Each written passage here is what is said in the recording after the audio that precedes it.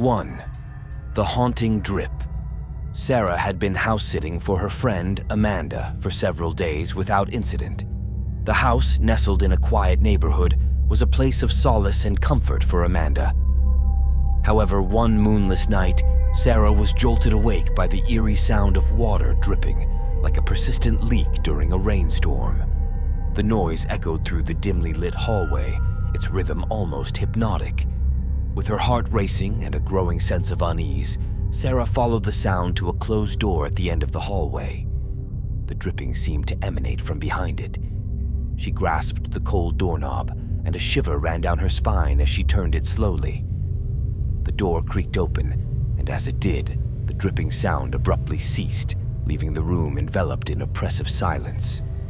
Sarah fumbled for the light switch, and as the room flooded with light, she saw an old, disheveled antique mirror hanging on the wall. Its surface was smeared with moisture, as though someone had just wiped it clean. The room itself was otherwise ordinary, but the mirror appeared to be the epicenter of the strange occurrence. She couldn't shake the feeling that something or someone was watching her. Her reflection in the mirror was distorted, making her appear older and wearier. As she stared at herself, a whisper, almost inaudible, emanated from the mirror. It was an eerie, melodic voice, murmuring words she couldn't quite comprehend. The inexplicable fear made her hastily switch off the light, returning the room to darkness. Back in the hallway, she closed the door to the room, but the silence continued to linger heavily in the house. Over the next few days, the dripping sound persisted, and the room seemed to come alive with an unsettling energy. Sarah decided to confide in Amanda upon her return, revealing the eerie events that had unfolded in her absence. Amanda listened intently, her face filled with a mix of surprise and unease. She explained that she had never seen the mirror before and had no knowledge of its origin. The room where it hung had been a simple guest room, unremarkable in her memory. With Amanda's return, the house had returned to normal, and the room remained locked and untouched. The mystery of the mirror, its eerie melodies, and the secrets it held remained unsolved. The chilling encounter had left both women wondering about the origin of the mirror and the restless spirit trapped within, with their quest for answers only deepening the enigma. 2. The uninvited visitor. Mark had been tasked with house-sitting for his neighbor Amanda while she was away on a business trip. The responsibilities were simple enough, ensuring the house was secure and that nothing went awry in her absence. The days passed without incident, and Mark grew comfortable in Amanda's home. However, that sense of security was abruptly shattered one evening. As the sun dipped below the horizon, Mark heard a sharp, insistent knock at the door. It was an odd time for visitors, and Mark hesitated for a moment before answering. He was met with the unsettling sight of a mysterious man standing on the doorstep. The stranger's eyes seemed to pierce through Mark's soul, and his presence exuded an inexplicable aura of dread. "Is Amanda home?" the stranger inquired, his tone measured but imposing. Mark's unease deepened. "No, she's away at the moment," he replied cautiously. The stranger's response was cryptic. "I had an appointment with her. She knows I was coming." His grin, when he revealed sharp, almost predatory teeth, sent a shiver down Mark's spine. Mark knew well that Amanda had mentioned no such appointment. Suspicion gnawed at him, but the stranger's demeanor discouraged further inquiry.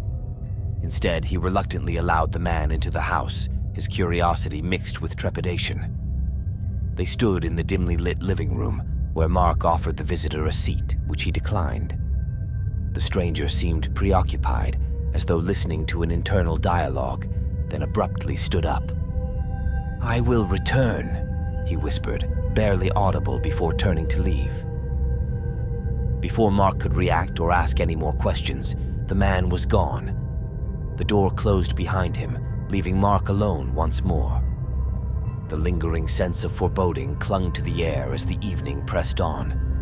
The cryptic encounter left Mark grappling with the unknown. Who was this enigmatic visitor, and what did he want with Amanda? The ominous promise that they would meet again soon weighed heavily on Mark's mind, and he couldn't help but wonder if Amanda's life held secrets darker and more mysterious than he had ever suspected. The house that had once seemed ordinary was now tainted with a sense of impending doom, and Mark was left to navigate the unsettling enigma it had become. 3. The haunting silence. Emily had agreed to house sit for her aunt and uncle while they were away on vacation. Their house, a quaint two-story home on the outskirts of a quiet, remote town, was the perfect escape from the hustle and bustle of city life. It was her first night alone in the house when she heard it, a knock on the door. She glanced at the clock.